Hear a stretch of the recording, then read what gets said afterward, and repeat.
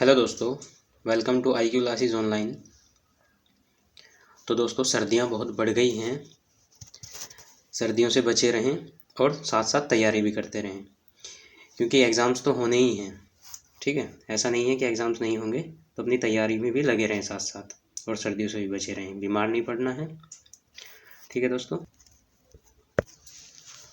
और दोस्तों, जो कंटेंट मैं आपको प्रोवाइड करा रहा हूँ वो रेलवे ग्रुप डी और NTPC के लिए या वनडे एग्ज़ाम के लिए मोर देन सफिशिएंट है। ठीक है, तो विश्वास रखें, और अगर कंटेंट अच्छा लगता है तो लाइक शेयर एंड सब्सक्राइब करें और चैनल को सपोर्ट करें। ठीक है दोस्तों, तो चलिए आज की क्लास शुरू करते हैं। कल हमने दर्पण के बारे में पढ़ा था। आज हम देखते हैं कि दर्पण से प्रतिबिंब कैसे बनते हैं। ठीक है, हम ज़्यादा डीपली नहीं पढ़ेंगे, लेकिन समझाने के लिए मैंने एक डायग्राम बना दिया है। जितना हमारे कॉम्पिटिटिव एग्जाम में आता है उसके अकॉर्डिंग हम पढ़ेंगे। देखिए ये एक अवतल दर्पण मैंने लिया हुआ है। यहाँ पे अवतल दर्पण के मैंने बताया था, कोई भी दर्पण है उसके राइट साइड में हमें पेंट करना होता है, और लेफ्ट साइड से हमें क्या डालनी होती है, किरणें डालनी होती है। ठीक है, तो ये लेफ्ट साइड से हम किरणें डाल रहे हैं और राइट साइड में हमने पेंट किया हुआ है। और अगर इसका उभरे हुए हिस्से पे पेंट है तो वो कौन सा दर्पण होता है, अवतल दर्पण होता है। ये बातें मैंने आपको कल बता दी थी। तो दोस्तों इस दर्पण की यहाँ फोकस होगा, और ये F पे फोकस होगा, और ये वक्रता केंद्र होगा, वक्रता केंद्र C होगा। फोकस तक की दूरी, यहाँ से ध्रुव से, ये जो पोल होता है, पोल से फोकस तक की दूरी को फोकस दूरी कहते हैं, और C तक की दूरी को, ये जो C है R, वक्रता त्रिज्या कहते हैं। ये R जो है वक्रता त्रिज्या है। ठीक है दोस्तों, तो चलिए अब हम देखते हैं कि प्रतिबिंब बनता कैसे है। मैंने एक डायग्राम लिया है। यहाँ एक ऑब्जेक्ट, एक वस्तु हमने यहाँ रख दी है। एक ऑब्जेक्ट यहाँ रखा हुआ है ये। ठीक है, ये हमारी वस्तु है। तो कोई भी प्रतिबिंब बनाने के लिए हमें वस्तु से किरणें डालनी होती हैं, और दो किरणें हमें डालनी होती हैं। दो किरणों से हमारा प्रतिबिंब बन जाता है। जहाँ वो दो किरणें आपस में टकराने के बाद आपस में कटती हैं, वहीं प्रतिबिंब बनता है। ठीक है, तो दोस्तों पहली किरण हमने इसके समांतर डाली है, जो मुख्य अक्ष के समांतर है। मुख्य अक्ष के समांतर किरण डाली है, और ये मुख्य अक्ष के समांतर जो आती है वो फोकस दूरी से वापस लौट जाती है। ये किरण हमने पहली डाली है। दूसरी किरण हमने डाली है जो वक्रता केंद्र से होकर जा रही है, और जो वक्रता केंद्र से होकर जाती है वो टकराकर वापस उसी मार्ग से वापस लौट आती है। ठीक है, तो ये दोनों किरणें, जो ये टकराने के बाद जो किरणें हैं, ये आपस में यहाँ कटी है, और यहाँ से हमने एक लंबवत लाइन खींची। मुख्य अक्ष के लंबवत जो हमने लाइन खींची है वो होता है प्रतिबिंब, वही बनता है प्रतिबिंब। ठीक है, तो इस वस्तु का, ये जो वस्तु थी, इसका प्रतिबिंब यहाँ बना। ठीक है दोस्तों, तो प्रतिबिंब की जो दूरी होती है उसे हम V से डिनोट करते हैं, स्मॉल v। और जो वस्तु की दूरी होती है, ये वस्तु की जो दूरी होती है उसे हम U से डिनोट करते हैं। ठीक है, उसे हम किससे डिनोट करते हैं, U से डिनोट करते हैं। और सारी की सारी दूरियां ध्रुव से नापी जाती हैं। ठीक है दोस्तों, सारी की सारी दूरियां ध्रुव से नापी जाती हैं। तो अभी मैंने बता दिया आपको कि प्रतिबिंब बनता कैसे है। अब हमें देखना है कि प्रतिबिंब की स्थिति क्या होगी। अगर हम वस्तु को कहीं रखते हैं तो उसे रखने से प्रतिबिंब हमारा कहाँ बनेगा, ये देखते हैं। और यही क्वेश्चन हमारे पूछे जाते हैं कॉम्पिटिटिव एग्जाम में। ठीक है दोस्तों, चलिए देखते हैं क्या है।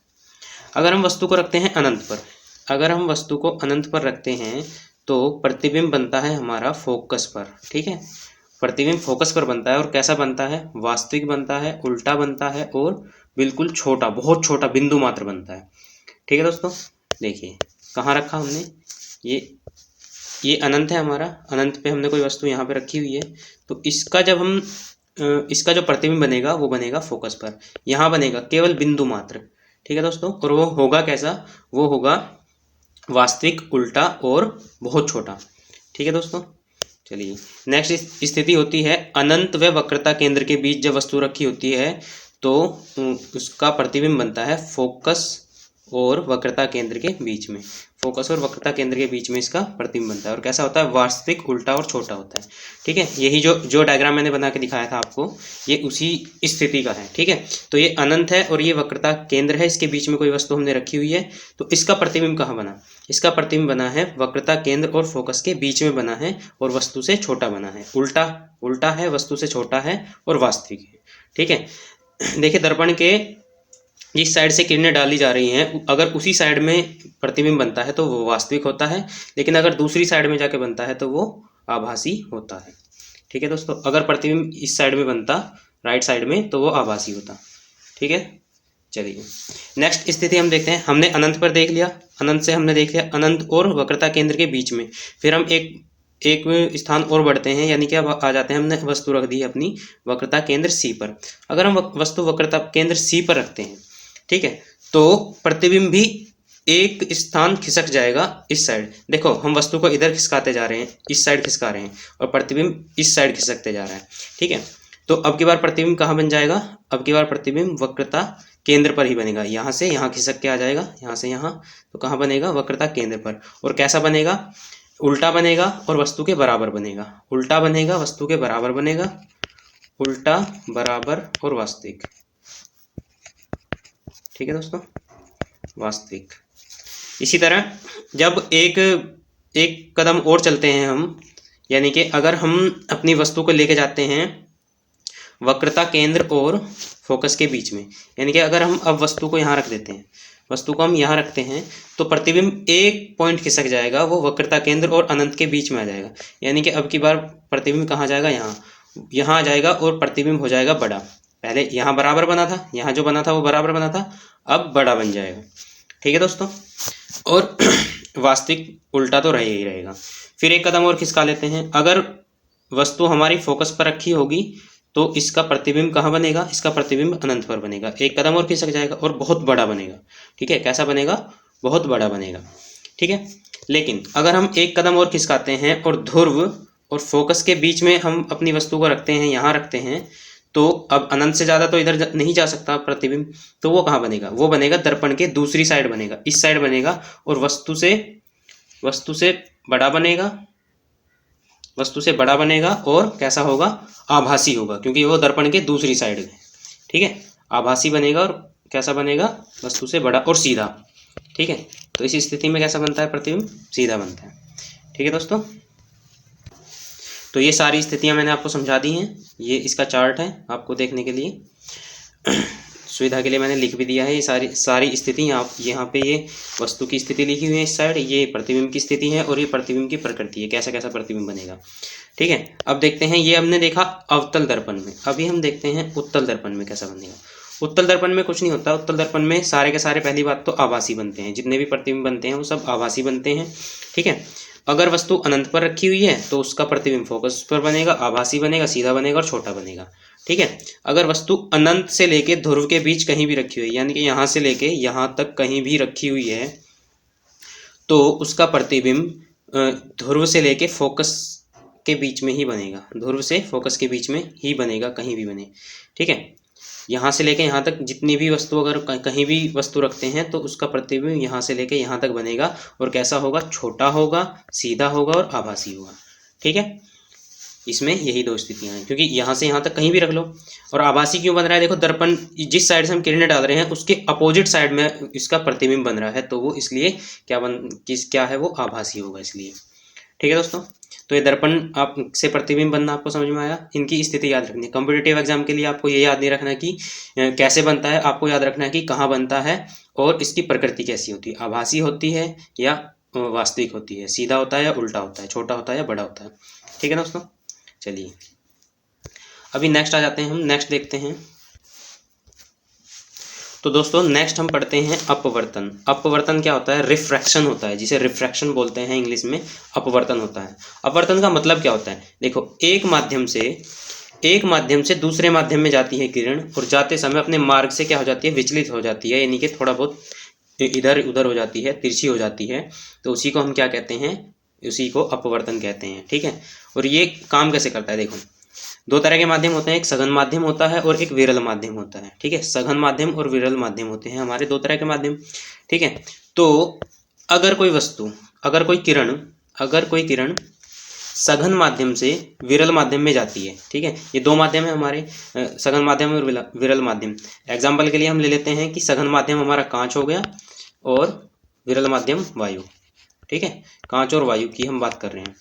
तो जैसे ही कोई आपतित किरण आएगी और इसकी सतह से टकराएगी, ये आपतित किरण है, सतह से टकराई, तो टकराने के बाद ये क्या होगी, जानी तो ऐसे चाहिए थी सीधी, लेकिन क्या हो गया, ये अपने मार्ग से थोड़ा विचलित हुई, ठीक है, और इस साइड को निकल गई।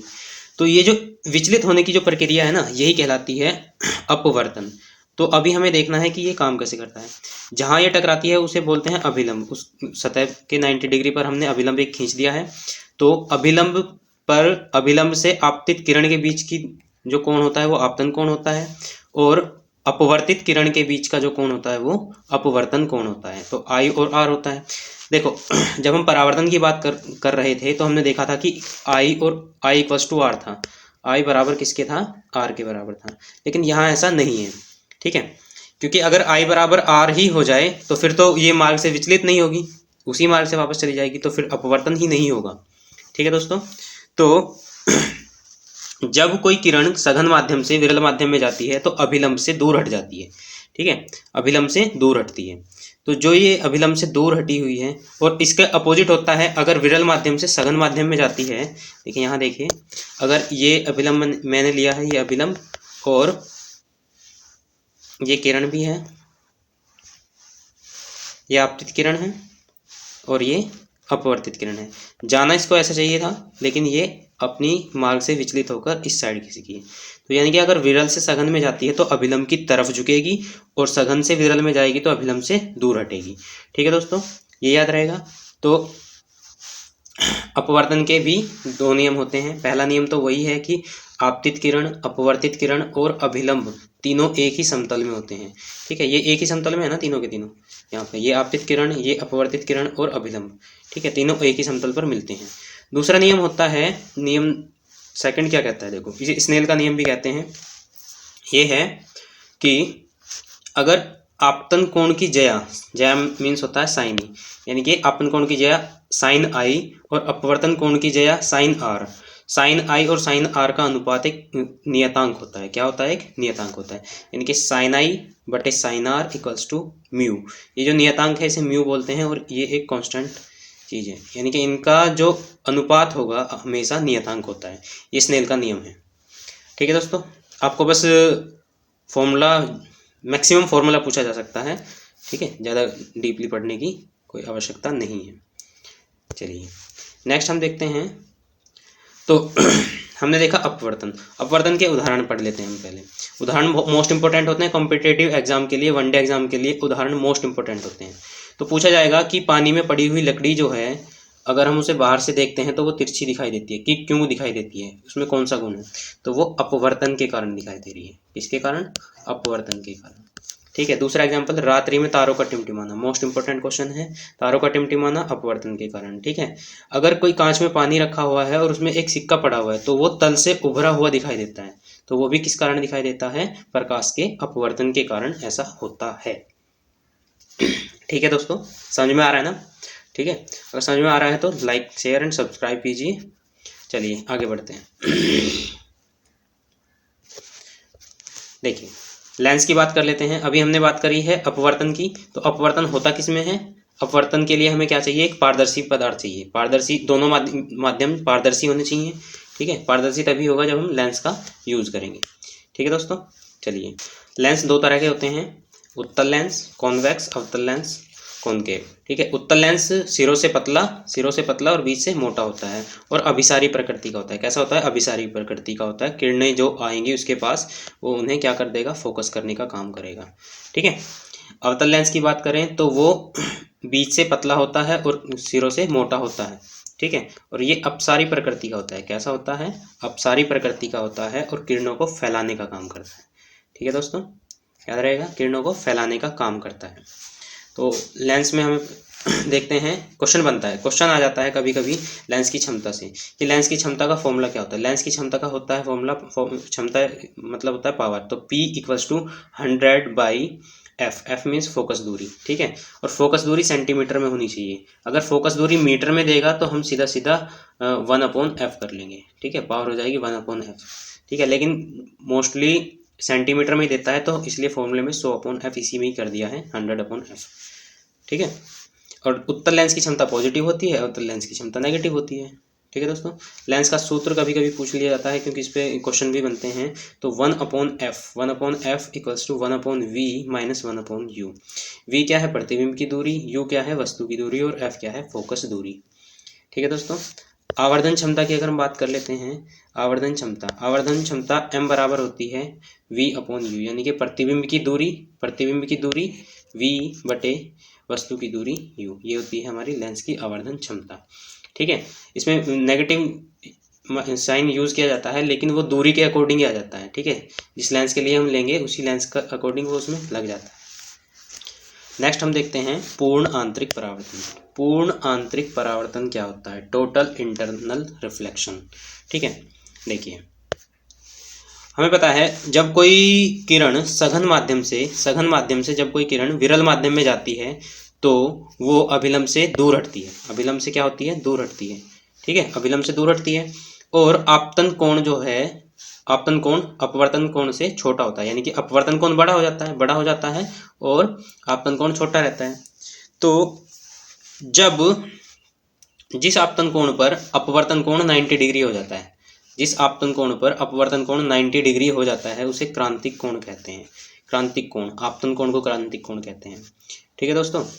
तो लेकिन अगर आपतन कोण क्रांतिक कोण से भी ज़्यादा है तो आपतित किरण उसी माध्यम में वापस लौट जाएगी और इसी घटना को पूर्ण आंतरिक परावर्तन कहेंगे। चलिए दोस्तों, पूर्ण आंतरिक परावर्तन को हम डायग्राम की मदद से समझते हैं। देखिए ये पहला डायग्राम देखिए ध्यान से, सघन माध्यम है और ये विरल माध्यम है।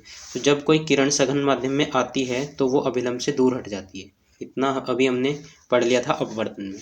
ठीक है, लेकिन अगर कोई वस्तु इस कोण पर झुके, देखो ये वाला एंगल बड़ा है, अपवर्तन कोण जो है वो बड़ा है, लेकिन अगर ये बड़ा होते होते इतना हो जाए कि ये 90 डिग्री हो जाए, अभिलंब से 90 डिग्री हो जाए, जैसे यहाँ देखिए ये किरण आपतित किरण आई है और यहाँ पे ये अपवर्तित होकर 90 डिग्री पर मुड़ गई है। ठीक है, तो अगर ये आपतन कोण हमारा अपवर्तन कोण 90 डिग्री हो जाता है तो उसके लिए आपतन कोण क्रांतिक कोण हो जाता है। यही होता है क्रांतिक कोण। ठीक है, क्रांतिक कोण, ये सी जो होता है ये क्रांतिक कोण है। अब पूर्ण आंतरिक परावर्तन की घटना इसके बाद होती है।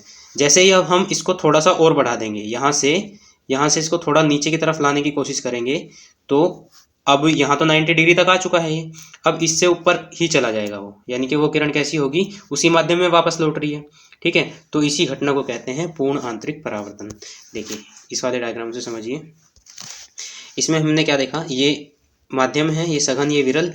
तो जब ये किरण आई है और जब आपतन कोण आई सी से क्रांतिक कोण से बड़ा हो गया, क्रांतिक कोण से बड़ा हो गया तो वो उसी माध्यम में वापस लौट जाएगी, उसी माध्यम में वापस लौट जाती है और इसी घटना को कहते हैं पूर्ण आंतरिक परावर्तन। ठीक है दोस्तों, समझ में आ गया कैसे कैसे पूर्ण आंतरिक परावर्तन हुआ है। तो जब कोई किरण किसी माध्यम में, सघन माध्यम से विरल माध्यम में जाती है और उसका मान क्रांतिक कोण से ज़्यादा होता है तो पूर्ण आंतरिक परावर्तन होता है। इसके उदाहरण समझ लेते हैं। देखिए उदाहरण इंपॉर्टेंट होते हैं सभी के, मैंने बताया कॉम्पिटिटिव एग्जाम के लिए। देखिए हीरे का चमकना पूर्ण आंतरिक परावर्तन के कारण होता है। रेगिस्तान में मरीचिका बनना, रेगिस्तान में मरीचिका मतलब रेगिस्तान में हमें ऐसा दिखाई देता है कि दूर कहीं पानी है। ठीक है, वो झील दिखाई देती है तो वो रेगिस्तान की मरीचिका है, वहाँ पानी नहीं होता है। अगर हम वहाँ जाके देखते हैं तो वहाँ पानी नहीं होता है। वो किस लिए हो रहा है? वो पूर्ण आंतरिक परावर्तन के कारण हुआ। ठीक है, तो गर्मियों के दिनों में जब ड्राइविंग करते हैं तो हमें दूर सड़क पर ऐसा दिखाई देता है कि वहाँ पानी हो, लेकिन जब हम वहाँ पहुँचते हैं तो वहाँ पानी नहीं दिखाई देता। ये भी एक मरीचिका होती है, भ्रम होता है, तो वो भी पूर्ण आंतरिक परावर्तन के कारण होता है।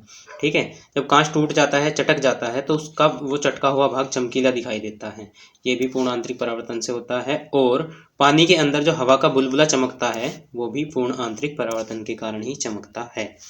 ठीक है दोस्तों, प्रकाशीय तंतु जो होता है ऑप्टिकल फाइबर, ये भी पूर्ण आंतरिक परावर्तन पर काम करता है। ये क्वेश्चन पूछा जाता है कि प्रकाशीय तंतु या ऑप्टिकल फाइबर किस सिद्धांत पर काम करता है, तो पूर्ण आंतरिक परावर्तन पर काम करता है ये। ठीक है दोस्तों, तो चलिए आज की क्लास इतनी ही रखते हैं। तो दोस्तों कैसी लगी आपको आज की क्लास, कमेंट में ज़रूर बताएं। और दोस्तों अपना सपोर्ट बनाए रखें, लाइक शेयर एंड सब्सक्राइब ज़रूर कर दें और बेल आइकन को प्रेस कर दें। थैंक यू दोस्तों।